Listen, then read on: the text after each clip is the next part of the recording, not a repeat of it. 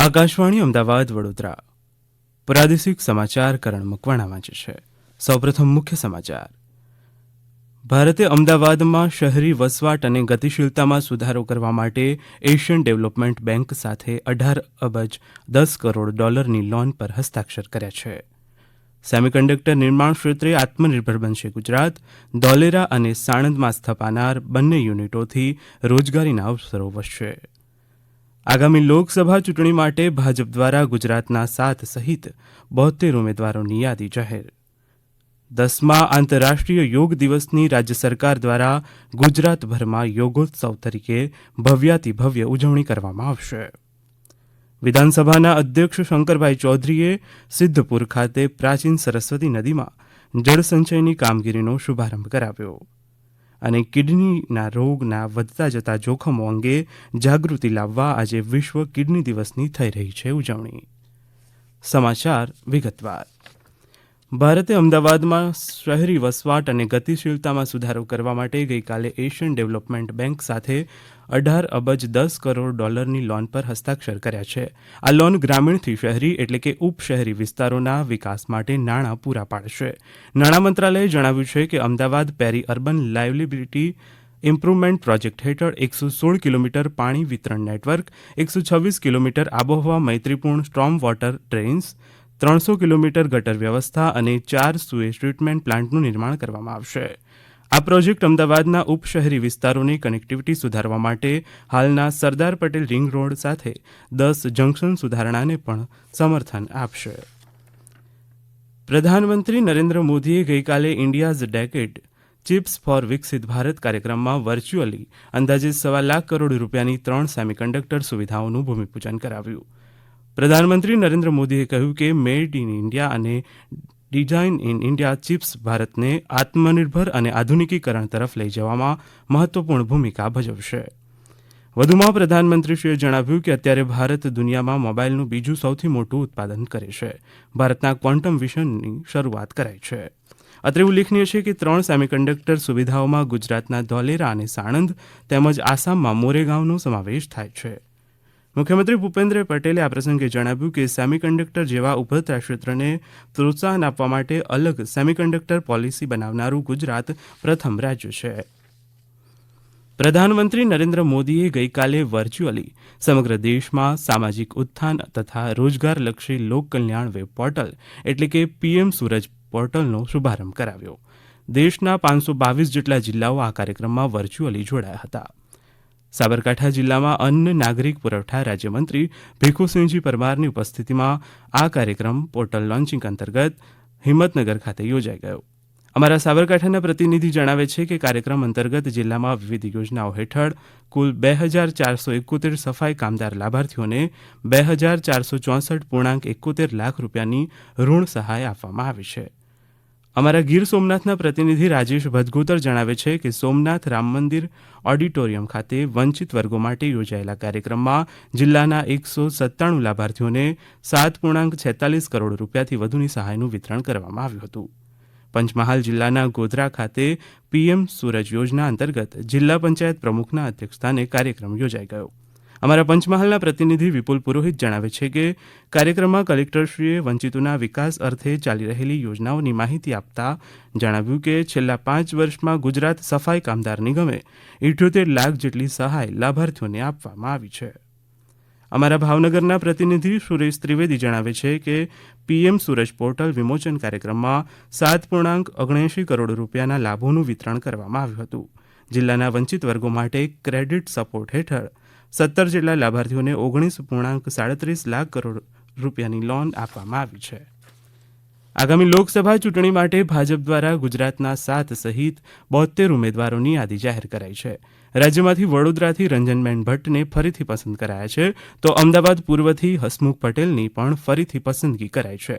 છોટાઉદેપુરથી જશુભાઈ રાઠવા, વલસાડથી ધવલ પટેલ, સુરતથી મુકેશ દલાલ, સાબરકાંઠાથી ભીખાજી ઠાકોર અને ભાવનગરથી નીમુબેન બંભાણિયાને ભાજપ ઉમેદવાર તરીકે પસંદ કરાયા છે. તો કેન્દ્રશાસિત પ્રદેશ દાદરા નગર હવેલી લોકસભા બેઠકના ભાજપના ઉમેદવાર કલાબેન ડેલકરની પસંદગી કરાઈ છે. ઉલ્લેખનીય છે કે 2 દિવસ અગાઉ કોંગ્રેસ દ્વારા આગામી લોકસભા ચૂંટણી પહેલા બહાર પડાયેલી બીજી ઉમેદવારોની યાદીમાં ગુજરાતના 7 સભ્યોની પસંદગી થઈ છે, જેમાં કચ્છથી નિતેશ લાલન, બનાસકાંઠાથી ગેનીબેન ઠાકોર, અમદાવાદ પૂર્વથી રોહન ગુપ્તા, અમદાવાદ પશ્ચિમથી ભરત મકવાણા, પોરબંદરથી લલિતભાઈ વસોયા, બારડોલીથી સિદ્ધાર્થભાઈ ચૌધરી, વલસાડથી અનંત પટેલની પસંદગી કરાઈ છે. આ સમાચાર આપ આકાશવાણીના અમદાવાદ વડોદરા કેન્દ્ર પરથી સાંભળી રહ્યા છો. વધુ સમાચાર આપ અમારી વેબસાઇટ newsonair.gov.in/ગુજરાતી પરથી વાંચી શકશો. 10મા આંતરરાષ્ટ્રીય યોગ દિવસની રાજ્ય સરકાર દ્વારા ગુજરાતભરમાં યોગોત્સવ તરીકે ભવ્યાતિ ભવ્ય ઉજવણી કરવામાં આવશે. યોગ દિવસની ઉજવણી પૂર્વે ગાંધીનગર ખાતે રમતગમત રાજ્યમંત્રી હર્ષ સંઘવીએ આંતરરાષ્ટ્રીય યોગ દિવસ માટે 100 ડેઝ ટુ ગો કાઉન્ટડાઉનની શરૂઆત કરાવી હતી. મંત્રી હર્ષ સંઘવીએ આ પ્રસંગે જણાવ્યું કે આગામી 21મી જૂનના રોજ ભારત પાકિસ્તાનની બોર્ડર નડાબેટ ખાતે લાખો નાગરિકો યોગાભ્યાસ કરીને યોગોત્સવની ભવ્યાતિ ભવ્ય ઉજવણી કરશે. આ ઉપરાંત ગુજરાત સરકાર દ્વારા યોગ દિવસ પૂર્વે આગામી 100 દિવસ સુધી રાજ્યભરમાં યોગ તાલીમના 100 જેટલા કાર્યક્રમો યોજાશે. સાથે સાથે ગુજરાતની તમામ જેલોમાં પણ 100 દિવસ સુધી દરેક બંદીવાન ભાઈ બહેનોને અને જેલના સ્ટાફને યોગના લાભ અને યોગની સમજૂતી ઉપરાંત જીવનમાં સકારાત્મકતા લાવવા યોગના તાલીમ કાર્યક્રમો પણ યોજાશે. રાજ્ય સરકારના યોગ બોર્ડ દ્વારા છેલ્લા 1 વર્ષમાં 100થી વધુ યોગ કોચ અને 20,000થી વધુ યોગ ટ્રેનરોને તૈયાર કરાયા છે. વિધાનસભાના અધ્યક્ષ શંકરભાઈ ચૌધરીએ સિદ્ધપુર ખાતે પ્રાચીન સરસ્વતી નદીમાં જળસંચયની કામગીરીનો શુભારંભ કરાવ્યો છે. રાજ્ય સરકાર દ્વારા ધોળકિયા ફાઉન્ડેશનના સહયોગથી વિધાનસભાના અધ્યક્ષ શંકરભાઈ ચૌધરી અને કેબિનેટ મંત્રી બળવંતસિંહ રાજપૂતની ઉપસ્થિતિમાં સરસ્વતી નદીમાં જળસંચયની કામગીરી અને ખાતમુહૂર્ત કાર્યક્રમ યોજાઈ ગયો. આ પ્રસંગે શંકરભાઈ ચૌધરીએ જણાવ્યું કે સિદ્ધપુર દેવોની ભૂમિ છે, જેનો ઉલ્લેખ આપણા વેદોમાં પણ છે. સરસ્વતી નદીમાં જળસંચયના શુભ કામ કરવાનું કાર્ય થઈ રહ્યું છે.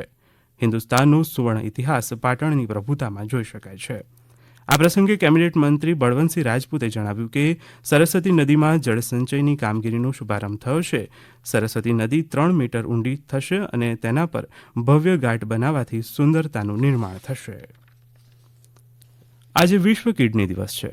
દર વર્ષે માર્ચ માસના બીજા ગુરુવારે લોકોમાં કિડનીના સ્વાસ્થ્ય અને તેના સામાન્ય કાર્યને અસર કરતા વિવિધ રોગો વિશે જાગૃતિ લાવવા માટે આ દિવસ ઉજવવામાં આવે છે.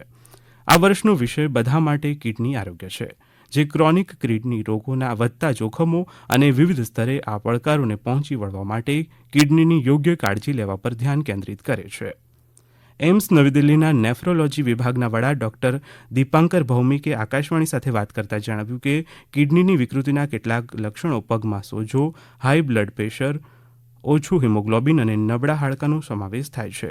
તેમણે કિડનીના વિકારોથી બચવા નિયમિત શારીરિક વ્યાયામ, સંતુલિત આહાર, વજન નિયંત્રણમાં રાખવા અને મીઠાનું સેવન મર્યાદિત કરવાની સલાહ આપી હતી. બોટાદ ખાતે કેન્દ્રીય મંત્રી કુંવરજી બાવળિયાના અધ્યક્ષસ્થાને સરપંચોને સન્માનિત કરવાનો કાર્યક્રમ યોજાઈ ગયો. અમારા બોટાદ જિલ્લાના પ્રતિનિધિ જણાવે છે કે આ કાર્યક્રમમાં વર્ષ દરમિયાન એવા ગામડા કે જ્યાં એક પણ ગુનો ના બન્યો હોય તેમજ માત્ર 2 ગુના બન્યા હોય તેવા 116 ગામડાના સરપંચોનું સન્માન કરવામાં આવ્યું હતું. યાત્રાધામ અંબાજીમાં હવે વાહન પાર્કિંગમાં પણ ફાસ્ટેગની સુવિધા સજ્જ કરવામાં આવી છે. ટ્રાફિક સમસ્યા તથા ખાનગી પાર્કિંગ સંચાલકો દ્વારા લેવામાં આવતા આડેધડ પાર્કિંગ ચાર્જ ઉઘરાવવાની અનેકવાર ફરિયાદો થતાં આ નિર્ણય લેવામાં આવ્યો છે, જેમાં એરપોર્ટમાં પાર્કિંગ ફાસ્ટેગ દ્વારા જ કરવામાં આવે છે. તેવી જ રીતે અંબાજીમાં પ્રાયોગિક ધોરણે એક પાર્કિંગમાં ફાસ્ટેગની સુવિધા ઉપલબ્ધ કરાવવામાં આવી છે. પશ્ચિમ રેલવે મુસાફરોની સુવિધા માટે અને હોળીના તહેવાર દરમિયાન મુસાફરીની માંગને પહોંચી વળવા માટે રાજકોટ લાલકુઆ વિશેષ ભાડા પર વિશેષ ટ્રેન ચલાવાશે.